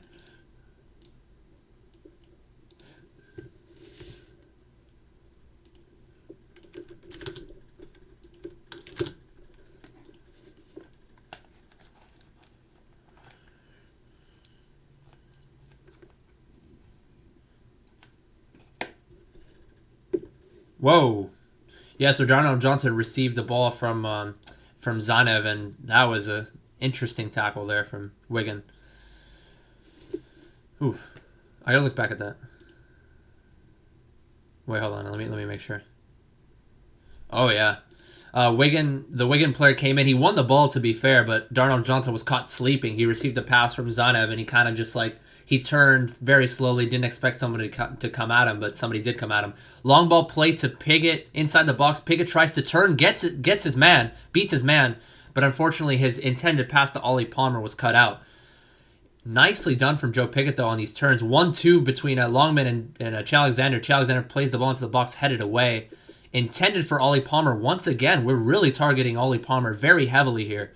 But unfortunately, Palmer's not able to receive some of these crosses because the first one was on the ground by Joe Piggott, but that was cut out. The second one was in the air, but it didn't actually reach Ollie Palmer. It was a little bit too short, the cross from Che Alexander, but I like the way that AFC Wimbledon are playing right now. I do think it's only a matter of time before they get that equalizer. I don't know if they're going to win, but I am very confident in them at least scraping one back, just the way they're playing right now. Wigan, though, Wigan have grown in confidence a little bit ever since that goal. So they're not sitting back and parking the bus. They're still having their spell of possession, still creating a chance or two out wide. They got a couple of balls into the box that Che Alexander couldn't deal with, but other than that, not much. Just aside from those two crosses in the box, one of them was converted, the other one was not from Wigan. Anyway, ball played in from Ryan Longman all the way over to Nessiganis Walker on the other side after nobody got on the end of it. Cleared away, Jakob Oxenden back on that left-hand side.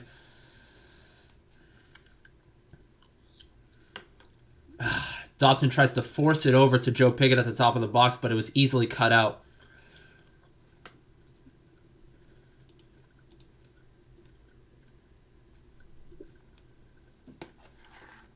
Yeah, I don't want the Dons to start forcing passes and to start like playing balls or keeping possession without any sort of conviction. Not to say that they have been doing that. It was just that one particular instance in which George Dobson tried to force it over to Piggott instead of maybe playing it over to somebody else. But yeah, a little bit of frustration building here for the Dons. I hope it doesn't boil over too much. But I mean, still 20 minutes to go. Still plenty of time for the Dons. I think they just need to keep a level head here and keep doing what they're doing.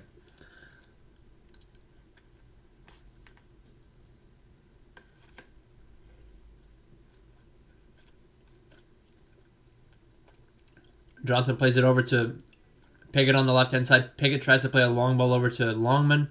Headed away, but still in the feet of Che Alexander. Longman turns his man. Use his pace. Come on. Use your pace. Use your pace. Come on.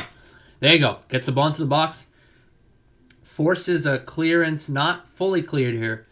But unfortunately, Longman committed a foul as the ball was deflected back over to him.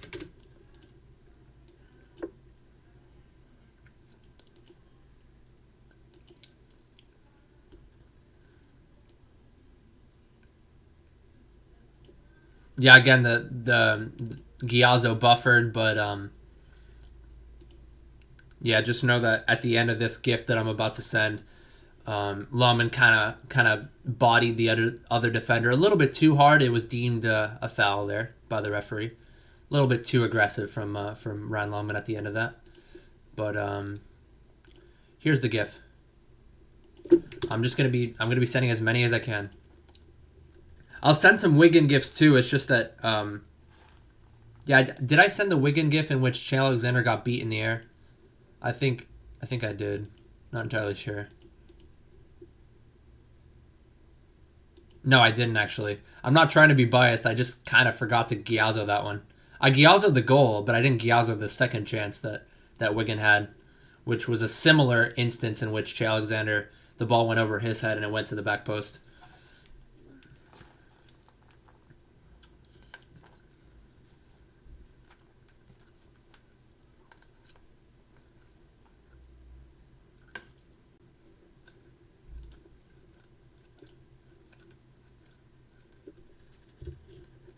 Luke O'Neill is actually looking to be coming in from what I heard from the commentary. I think maybe have Luke O'Neill as a defensive player and then maybe bring in Paul Oshu as another outside wing / outside wing back.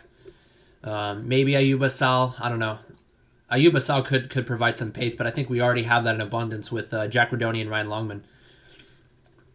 I don't think we need to sub either of them out right now. Although Rodoni hasn't done nearly as much as Longman has so far in this game, so I think if somebody were to be subbed out, I think it could be Jack Rodoni, potentially.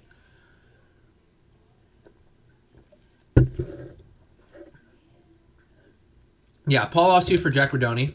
As I said, actually, I kind of figured Jack Rodoni would come off here. And it looks to me like it'll be Luke O'Neill for Che Alexander. Yeah, I think Che Alexander should come off as well. I think that's smart. Not to say that he played poorly, but he was a little lost every now and again with those crosses. Kind of caught ball watching a little bit. So yeah, I think these are the necessary changes to make here.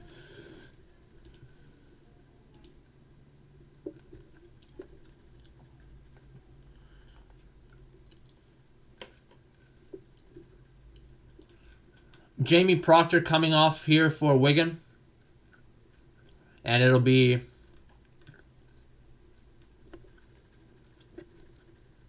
I don't know who that was. I don't know who came on.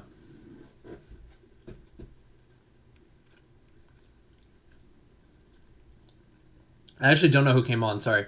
Anyway, Longman playing a little bit of a hold-up play. Pickett over to the left side to Paul Oshu. What can he do on the first touch on the ball? Nicely defended by the right back there. I think that was Darikwa. Yeah, the right back Darikwa there. Nicely defended there. But it looks to me like it's going to be a throw-in regardless for AFC Wimbledon.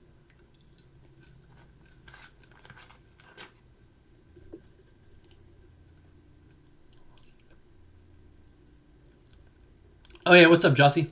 Yeah, for sure. Yeah, for sure. Hold on. Can you reply yes to my Discord message? Yes. It's just Mario Kart related stuff. Anyway, I'm gonna rewind 10 seconds because I actually missed what happened here. So long throw here from Paul Ossu. Initially cleared, but not cleared enough. It was a header to the top of the box. Joe Pickett trying to create some space on that right-hand side. Pickett on the right. He was double teamed there, yeah. No, Pickett could not find a way through there. And if Joe Pickett is on the ball, I do think double teaming him is a good idea because Joe Pickett, he's a baller. Definitely.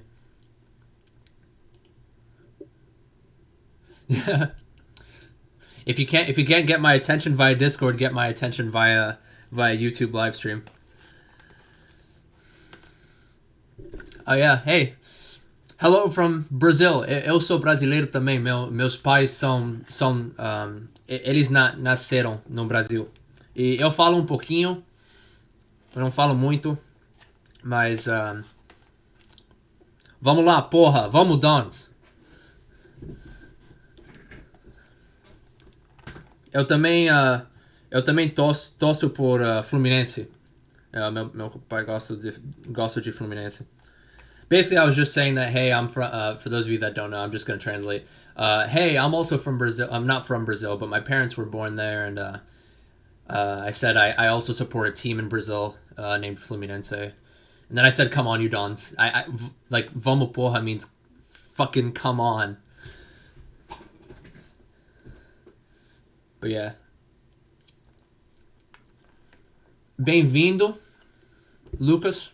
Bem-vindo.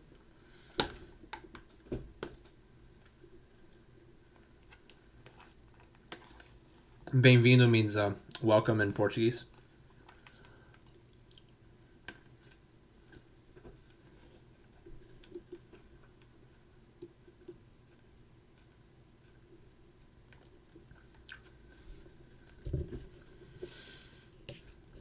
Time's running out, and for that person that came on my stream earlier that said he bet on the over 2.5, yeah, no, I don't think that's gonna happen.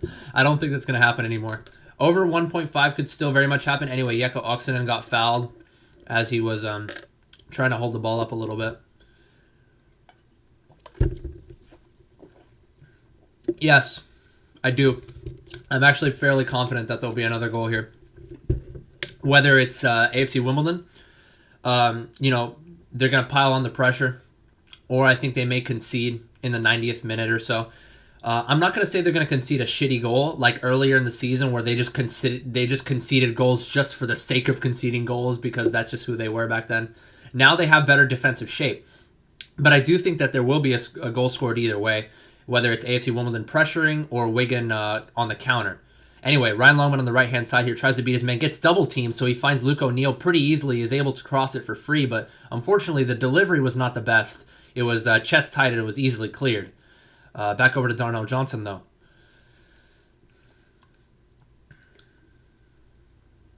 Johnson trying to make a run up there. Ollie Palmer on the first touch, but nobody was making the run. Ollie Palmer thought maybe Ryan Longman might have been making a run to the outside of him. That's what you like to see from Ollie Palmer, as I mentioned before. He is the kind of player who's going to be looking for that first-time pass right away, but unfortunately him and Longman were not on the same page there. And essentially, Ollie Palmer just passed it to a ghost. Anyway, Wigan Athletic give it away. Their left back gives it away cheaply. On the right-hand side here now with Ryan Longman, plays the ball into the box. Nice header one! Ollie Palmer, baby! Ollie freaking Palmer! Actually, no, that's not Palmer. Sorry, I thought that was Ollie Palmer because initially, yeah, never mind. That's not Palmer. That's not Palmer. That was George Dobson on the header. Let's freaking go. 1-1. At first, I thought that was Palmer because it was like at the top of the box, right? And you'd think it'd be Ollie Palmer on the header there. No, it was George Dobson. Beautiful cross there from Ryan Longman. George Dobson coming up from the center back position, or center mid position. Gets a nice header there into the back post. I will Giazzo this one. That was a nicely worked goal. Gets in. Come on.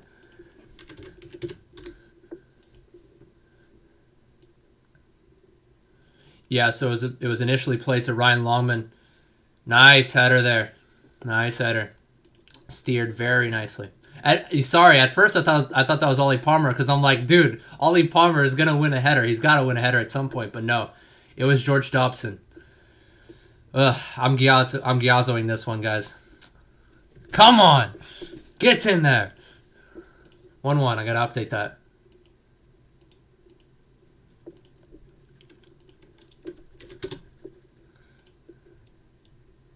Okay, 1-1. Finally. Can we get a win here? Can we get my first win on live stream? Yeah, over 1.5. I knew it. I knew the over 1.5 was going to hit. I knew it. Now, there was one, like I said, there was one person earlier that said he bet on the over 2.5. Actually, there were two people that bet on the over 2.5, so hopefully for their sake, the over 2.5 will occur. Anyway, 10 minutes left. I mean, a goal could easily happen here on on either side. Maybe Wimbledon can continue the pressure here. Come on.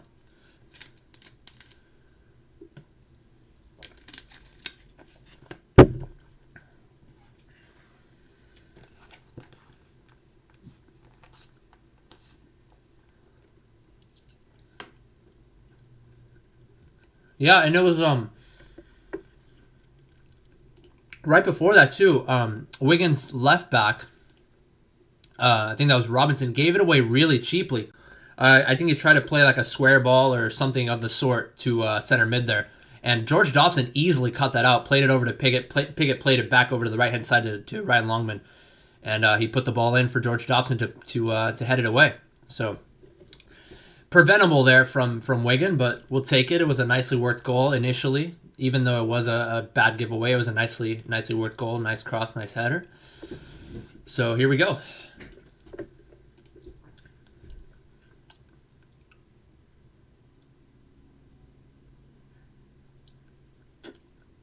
Wigan trying to knock it around here, trying to create some space. Nice defensive shape, though, from AFC Wimbledon to keep them back, keep their back turned towards goal. Paul Osu nicely poked away there, nicely defended. I'm sorry, I'm just super excited, so I may seem biased. So when I throw out these random adjectives and adverbs, I'm like, nicely done. That was beautiful. That was a wonderful goal, wonderful play. That's just because I'm happy, right? I don't want to seem like I'm too biased, but like, come on, Udons. Oh shit, that's a terrible back pass over to Nick Zanev. Okay. Yeah, so I'm going to Gyauzo that one. I think the GIF will speak for itself. I'm not going to try to describe what happened too much there. It was just a poor back pass initially.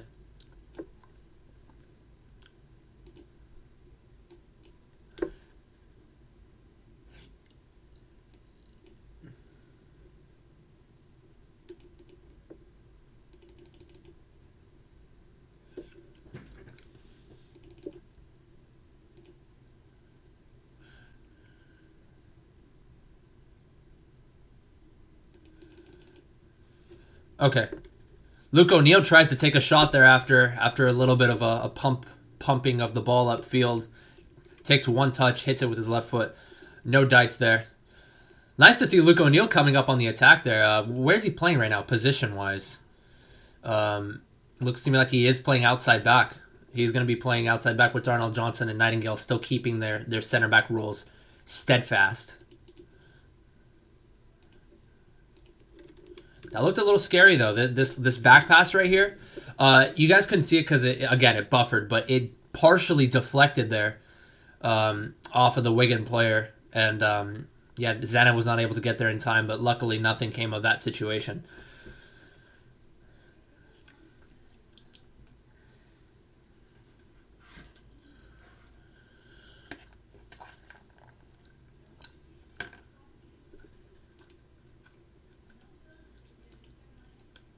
Tilt playing it high and forward for Wigan Athletic, but nicely won there by Luke O'Neill. Ball played forward, intended for Ollie Palmer, headed away.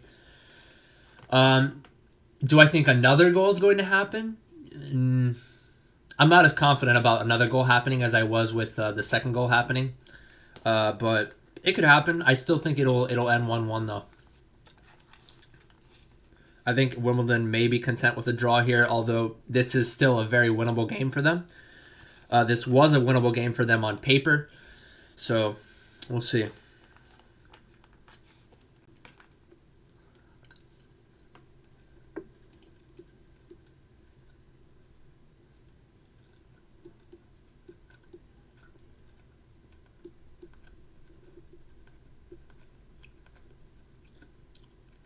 Chip pass intended for Robinson there, nicely defended by Darnell Johnson, got his body in the way.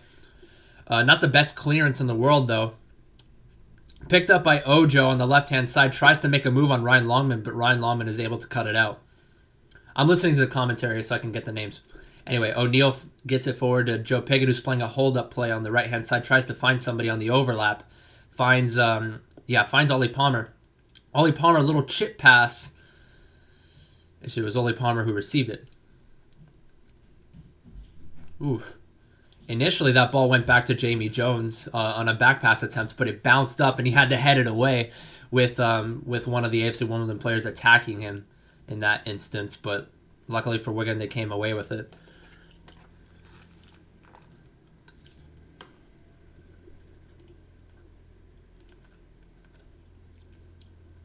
Gardner on the left side plays across into the box, easily won by Nightingale. Not the best headed clear though, or not the best header clear, but Dobson was able to. No foul. Ooh, Gardner with a long shot, way over the bar. I'm gonna Giazzo that one just to give you guys some context to what happened. So Gardner put the ball in.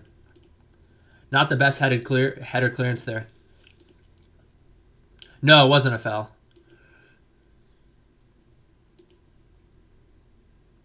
Yeah, keep in mind that this Giazzo is going to be a little chippy, a little spotty, because I had to pause multiple times to accommodate for the 6-second limit. But Darnell Johnson is down right now. He got stuck into a challenge earlier, and looks to me like his ankle may be bugging him.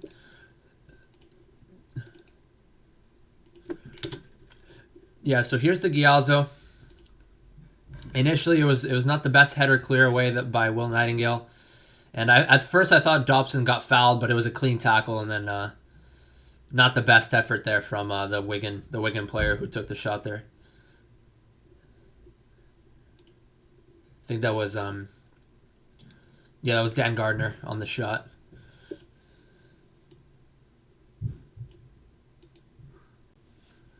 Yeah, Darnell Johnson looks to me like he is pretty hurt. Yeah, Ben Hennigan's going to be coming on here for Darnell Johnson.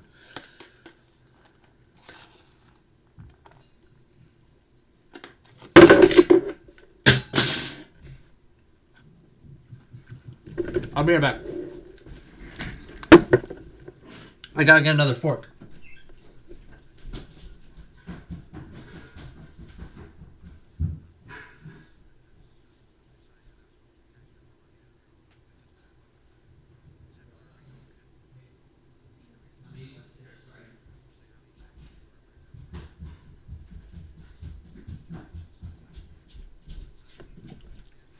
Guess who's back?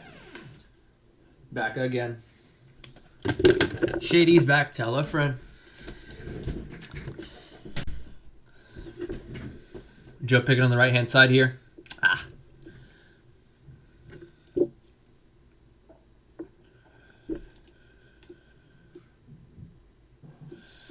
Yeah, so I do think this game's going to end 1-1. I do think it is the deserved result. I don't think...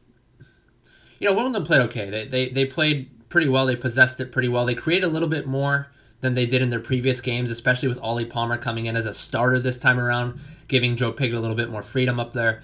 And Ollie Palmer himself likes to drop in deep and likes to play the return pass, like a 1-2 potentially. But yeah, I think 1-1 is the deserved result here.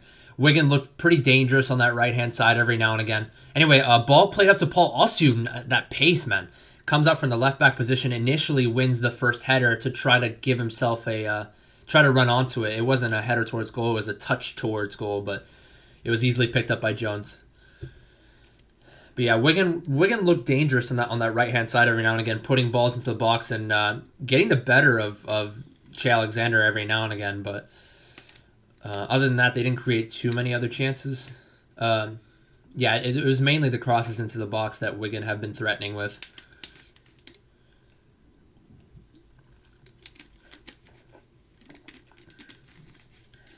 I think Wimbledon have had a couple more clear-cut chances than Wigan, but they weren't able to convert on those.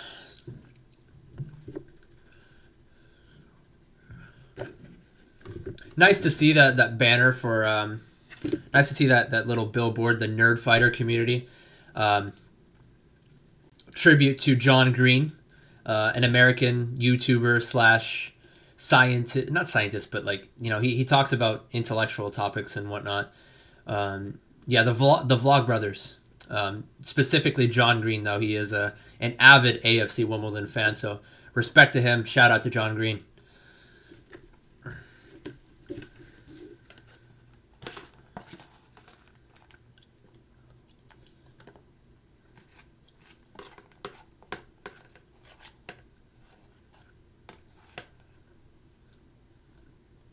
5 minutes left. I had food in my mouth, so I was trying to indicate the time. 5 minutes left.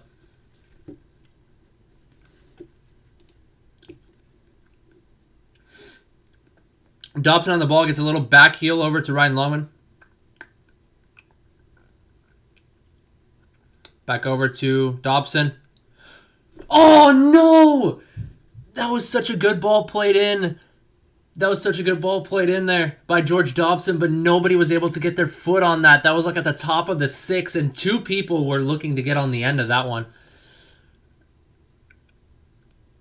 Oh, no. Ollie Palmer tried to stick his foot in there, but he couldn't get it. It was a good ball played by Luke O'Neill over to Dobson. Dobson plays that very dangerous cross. I think Ollie Palmer got put off by somebody that was trying to get their header in the way. And so Ollie Palmer kind of hesitated for a split second there. I will send the Ghiazzo here. I want to say also, bem-vindo, Laís. Eu falo pouquinho português porque meus pais são eles nasceram no Brasil. Então, eu tenho que falar português, né? Vamos, Dons. Vamos, porra. I think they could win here.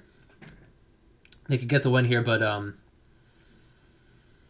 we'll see. Yeah, the GIF is loading, guys. I'll send it to you lot in just a sec.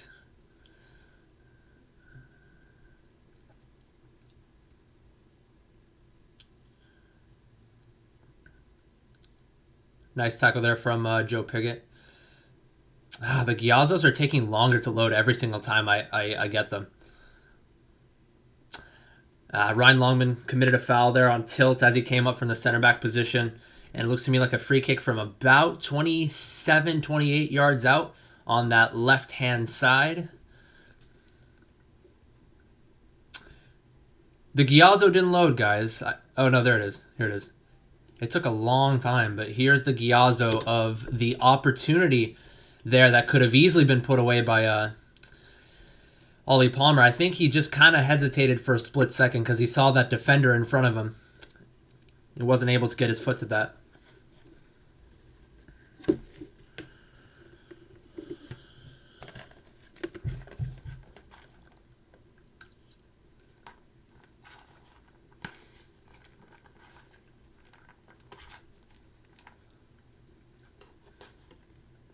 Oh, no. Oh, no. Oh, no. Oh. Okay, that was scary. It was a really good ball played in. And it looked to me like somebody from Wigan was going to find their header. But Nick Zanev came out, made himself big. Even though he wasn't in position to collect the ball, he made himself big. So it was good enough there. But I guess it was flagged offside regardless. I think the person who tried to get on the end of that was in an offside position to begin with. But it was a really nice ball in played from Wigan. That looked very dangerous. It went over the head of all the people in the near post that were covering that area, and it went over perfectly to the top of the 6. Could have been converted, but yeah. I'll post the GIF right here.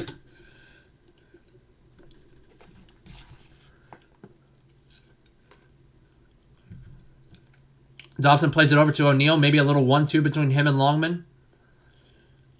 Not a 1-2 necessarily, but it does find its way back to Luke O'Neill. Luke O'Neill tries to force it on the ground to Joe Piggott, but it was easily cut out. And with less than a minute left, I do think it's going to finish. Yeah, it looks to me like it's going to finish. I'm actually a little behind here. Sorry. A little behind. I didn't notice that. Anyway, a last chance here. Ryan Longman on the right-hand side. Very, very wayward cross there. Unfortunately, kind of just shanked it. Maybe his plant foot hit the ball before he put the cross in. I think that might have been what happened there. And full-time whistle. AFC Wimbledon 1. Wigan Athletic 1. Let's take a look at other results around the league. Bristol Rovers still 2-2 against Charlton. Burton 1-1.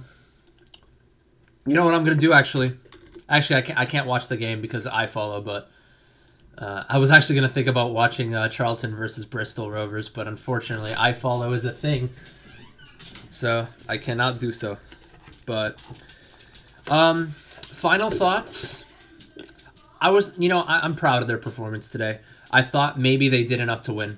At first, like around the 82nd minute, I'm like, yeah, maybe the draw is the intended result. But AFC Wimbledon continued to pile on the pressure. They continue to keep Wigan on the back foot there. And I think if there were to have, if you were to point a gun to my head, I would say AFC Wimbledon deserved to win. But it would have been like a 2-1. It would have been like a kind of a close result because Wigan, they had flashes of brilliance in that particular game. They were very dangerous on the wide areas, but other than that, they couldn't find any balls down the middle. They couldn't thread the defense that way. They were forced to play it out wide most of the time. And then Wimbledon were a little bit more versatile with their attacking threat. They played it out wide to the likes of Alexander and Longman, maybe using his pace going out wide. But they also tried to play at like a couple of through balls down the middle. Joe Pigott, finding some space for a shot, for example, in that first half in the 10th minute, barely wide of the post. Joe Pigott finding himself with a chance on a corner kick. It was a near post corner that he tried to flick on to that near post, but it was just wide. A couple opportunities, and that cross that was put in by Ryan Longman, and Ollie Palmer couldn't get his foot to that one. I am proud of the performance today. I do think that we do need to continue to play Ollie Palmer. Keep him in the starting lineup. He is one of our keys to unlocking chances, because without him, we would play the ball to Pigott a lot. He would play the hold-up play too often, and he wouldn't have as much freedom to make a run, or, even if he doesn't make a run into the box, at least receive the ball with his chest towards goal, facing the goal, so that he can actually create a space for a shot instead of having his back to goal all the time to try to play someone else. Have Ollie Palmer to do that job. And instead of playing a 4-4-2, in the second half they changed it to a 4-2-3-1. They had Ollie Palmer playing as the center forward, had him playing the hold-up play, I should say. And I like what they're doing here, and I do think that with each game AFC Wimbledon are playing, they're starting to find their stride more and more. In the beginning of the season, they were kind of in shambles, right? They were scored some goals every now and again, but at the expense of conceding shitty goals, because 3-5-2 really just did not work for them, because they would just concede too many shitty goals. And it was okay in the beginning of the season because they would actually score goals, but then they ended up not scoring goals in the middle of the season. And then under Mark Robinson, they played under four in the back, so they defended better, but they couldn't create those chances. Now, the final step to staying above the relegation zone is scoring goals. It's just goals. Defensively, we're fine now. We weren't like we were in the beginning of the season where we were in complete shambles. It's all about the goals, guys. So